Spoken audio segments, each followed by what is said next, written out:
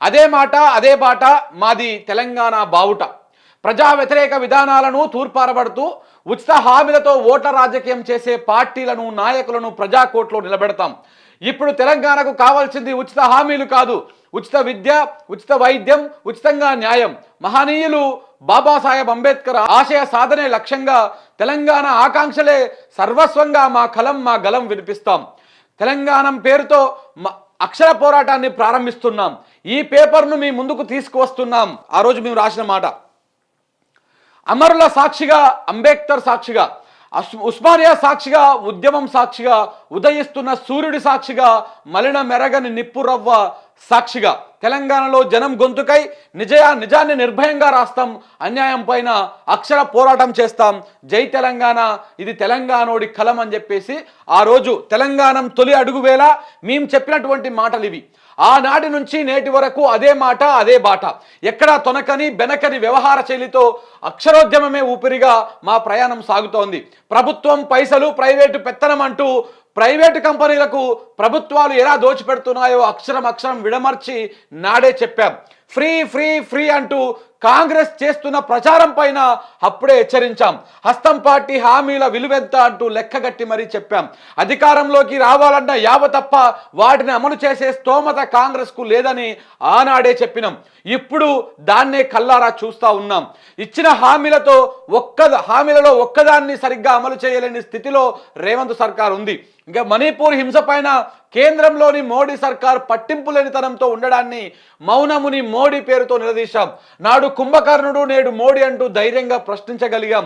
ప్రభుత్వంలో ఎవరున్నా ప్రతిపక్ష ధోరణే మాది. నాటి బీఆర్ఎస్ హయాంలో విద్యా ప్రమాణాలపైన తెలంగాణ విద్య ఇక మారదా అంటూ నిగ్గదీసి అడిగాం. టమోటా ఏంది తంట అంటూ నిత్యావసరాల ధరలపైన సామాన్యుడి ఆవేదనను మా అక్షరాల ద్వారా వినిపించగలిగాం. ప్రజల గోసకు గొంతుకయ్యాం. నిష్పక్షపాత ధోరణికి అద్దమై నిలిచాం. ఏ జెండా మోయలేదు, ఎవరి ఎజెండా నెత్తిన పెట్టుకోలేదు. జర్నలిజం అనే మహోద్యమంలో మేమంతా సమిధులమే. దాడులు ఎదుర్కొంటూ విమర్శలను తట్టుకుంటూ ఎవరి ముందు తల వంచకుండా నికార్సైన తెలంగాణ వాడిని వేడిని చూపించిన ధైర్యం మాది. తెలంగాణ బావుటాను ఆకాశమంతా ఎగరవేయాలని, ఈ మట్టి మనుషుల కీర్తిని నలుదిశలా వ్యాపింపజేయాలని తప్పిస్తూ పనిచేస్తా ఉన్నాం. మా అక్షరం తెలంగాణ ప్రజా గుండె చప్పుడు.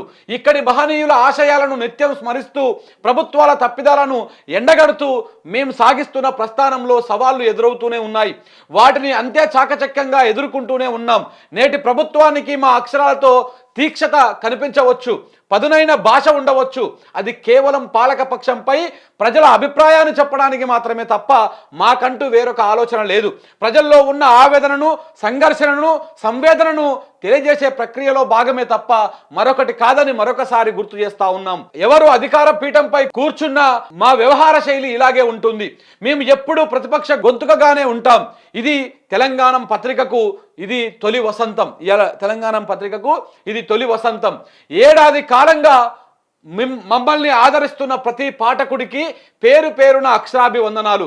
మీరంతా మమ్మల్ని ఇలాగే సదా ఆదరిస్తారని ఆశిస్తూ అభిలాషిస్తూ జై తెలంగాణ, జై జై తెలంగాణ అని చెప్పేసి మా పత్రిక ఇవాళకి కరెక్ట్గా సంవత్సరం అయింది పెట్టి. మనం తెలంగాణ పత్రిక పెట్టి సంవత్సరం అయింది. ఆ రోజు పత్రిక పెట్టినటువంటి తొలి రోజుల్లో మేము ఎందుకు పత్రిక పెట్టాల్సి వస్తుంది, ఎందుకు పత్రికను ప్రారంభించాల్సి వస్తుంది, అప్పటికే న్యూస్ లైన్ తోటి మా గొంతుకను వినిపిస్తూ ఉన్నాం.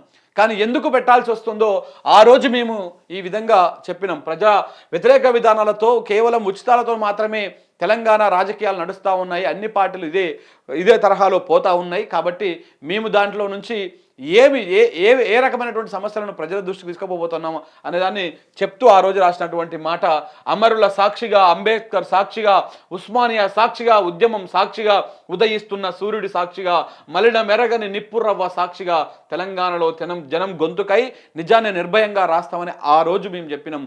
అదే విషయాన్ని ఎన్నడూ కూడా తొనకలేదు, బెనకలేదు. మా మీద దాడులు జరిగినా, మా మీద కేసులు పెట్టినా, మమ్మల్ని ఇబ్బందులకు గురి చేసినా ఎక్కడ కూడా భయపడ్డటువంటి దాఖలాలు లేవు. మేము వాస్తవాలను మాత్రమే ప్రజలకు తీసుకుపోతా ఉన్నాం. ప్రజల సమస్యలను మాత్రమే ప్రభుత్వాల దృష్టికి తీసుకుపోయేటువంటి ప్రయత్నం చేస్తూ ఉన్నాం. సో కాబట్టి ఇవాళ కూడా నిరుద్యోగుల పక్షాన మనం మాట్లాడుతూ ఉంటే కొంతమంది కొన్ని రకాలుగా మమ్మల్ని అణచివేసేటువంటి ప్రయత్నం, మన గొంతు నొక్కేటువంటి ప్రయత్నం చేస్తూ ఉన్నారు. ఎవరు ఎన్ని చేసినా, ఏ విధంగా ప్రయత్నాలు చేసినా కానీ ఈ గొంతుకు ఆగదు, ఈ పత్రిక ఆగదు, న్యూస్ లైన్ తెలుగు ఆగదు. న్యూస్ లైన్ తెలుగులో ఒక గొంతుకను నొక్కేసే ప్రయత్నం చేస్తే అది ఇంకొక 4 గొంతుకలకు ఆజ్యం పోస్తూ ఉంది. ఇక దీంతో పాటు ఇది పేపరు ముక్క అయితే ఇక నా వర్షన్ కూడా ఒక 2 ముక్కలు చెప్తా నేను. మరో ఉద్యమానికి అక్షర రూపం తెలంగాణ. అక్షరం రూపు దాల్చిన ఒక సిరాచుక్క, 1,00,000 మెదళ్లకు కదలిక అంటారు కాళోజీ. మా ప్రతి అడుగులో ఆ మాటలే స్ఫూర్తిగా నిలుస్తున్నాయి. ఏడాదిగా మా అక్షర ప్రయాణం 4 కోట్ల మందిని ఆలోచింపజేసే విధంగా స్వరాష్ట్ర ప్రయోజనాలను కాపాడుకోవడమే లక్ష్యంగా వెనకడుగు వేయకుండా సాగుతోంది. ప్రతిపక్షంగా ప్రజా సమస్యలపై మా వంతు పోరాటం చేస్తా ఉన్నాం. అభివృద్ధి పేరుతో జరుగుతున్న కబ్జాల గురించి అయినా, ఇసుక అక్రమ తవ్వకాల గురించి అయినా, కరెంటు కోతల గురించి అయినా, తాగునీళ్లు సాగునీటికి కష్టాల గురించి అయినా ప్రశ్నించినాం. పాలకుల దాడులకు సైతం భయపడని నికార్సైన తెలంగాణ వాదం మాది. అస్తిత్వాన్ని ప్రశ్నించిన ప్రతిసారి తెలంగాణ వాదానికి మా కళాన్ని గలంగా మారుస్తున్నాం. రాష్ట్ర ప్రయోజనాలను పాలకులు దెబ్బతీస్తుంటే నిలదీశాం. ఎక్కడైనా ఎప్పుడైనా పోరుబాటను వీడని మనస్తత్వం మాది. అవకాశం దొరికిన ప్రతిసారి తెలంగాణం అని బలంగా చాటగలిగాం. కట్టుబాట్లకు పడికట్టు పదాలకు దూరంగా ఉంటూనే మా సత్తా చాటం. అతి స్వల్ప కాలంలోనే మేమేంటో నిరూపించుకోగలిగాం. సమాజాన్ని తట్టిలేపే బాధ్యత జర్నలిజానిది అంటారు. ఆ బాధ్యతను సక్రమంగా నిర్వహిస్తూనే ఎక్కడా తడబడని ప్రయాణం చేస్తా ఉన్నాం. 365 రోజుల మా ప్రయాణంలో ఎన్నో ఆటుపోట్లు, ప్రతిరోజు ఓ సంఘర్షణ. రాష్ట్రం కోసం నిబద్ధతతో పనిచేస్తా ఉన్నాం. నిక్కచ్చిగా రాతలు రాస్తా ఉన్నాం. పాలకుల ప్రాపకం కోసం కాకుండా ప్రజాపక్షమే నిలుస్తా ఉన్నాం. ఎవరి కోసమో మా అక్షరాలు కాదు, తెలంగాణ తల్లి కోసమేనని సగర్వంగా చెబుతూ మా ఊపిరి ఉన్నంత వరకు ఆ తల్లి కోసమే పనిచేస్తామని మాట ఇస్తా ఉన్నాం. నేను మీ జర్నలిస్ట్ శంకర్ అని చెప్పేసి నా ముక్క కూడా ఒకటి రాయడం జరిగింది మిత్రులారా. సో కాబట్టి ఇది అంటే తొలి సంవత్సరమైన సందర్భంగా, మొదటి యానివర్సరీ సందర్భంగా మా పత్రిక చెప్తున్నటువంటి విషయాలు కానీ, మేము చెప్తున్నటువంటి విషయాలు కానీ ఎప్పుడైనా కానీ మేము తెలంగాణ పక్షమే ఉన్నాం. బీఆర్ఎస్ ఉన్నప్పుడు తెలంగాణ పక్షమే ఉన్నాం. ఇప్పుడు కాంగ్రెస్ అధికారంలో వచ్చినాక తెలంగాణ పక్షమే ఉన్నాం. రేపు ఇంకొక పార్టీ అధికారంలోకి వచ్చినా కానీ ఒకటే మా పంతా ఉంటుంది, ఒకటే ఉంటుంది రాష్ట్ర ప్రయోజనాలు. నాడు కాళేశ్వరాన్ని కొంతమంది యూట్యూబ్ ఛానళ్ళు అన్నీ కూడా వ్యతిరేకించినాయి. కొంతమంది ఛానళ్ళు మిడిమిడి జ్ఞానంతో, తెలియని తనంతో కాళేశ్వరం ప్రాజెక్టును వ్యతిరేకించి ఇది 1,00,000 కోట్ల స్కామ్ అని, అదని ఇదని కొంతమంది పెద్ద యూట్యూబర్లు చెప్తే నమ్మి దాన్ని వాళ్ళందరూ కూడా ఇదే నిజమైనటువంటి ప్రచారం చేశారు. కానీ నాటి నుంచి నేటి దాకా కాళేశ్వరం మీద కావచ్చు, ఇట్లాంటి కొన్ని రాష్ట్ర ప్రయోజనాల దృష్ట్యా ఒకటే స్టాండ్ మీద ఉన్నాం.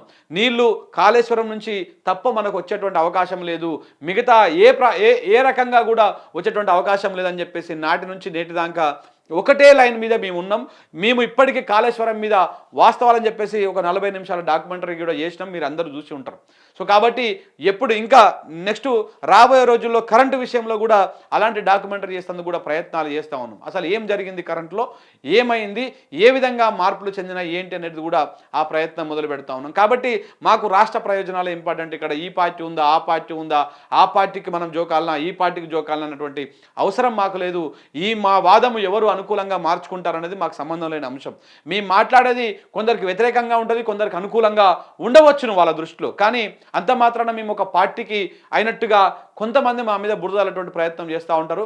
ఎన్ని రాళ్ళు వేసినా, ఎంత బురద తల్లినా మేము సంయమనంతో మేము మా పంతాన్ని, మా లక్ష్యాన్ని ఎక్కడ కూడా తొనకకుండా బెనకకుండా ఆ వైపుగానే పోతా ఉంటామని మరొకసారి విజ్ఞప్తి చేస్తూ ఉన్నాం మిత్రులారా.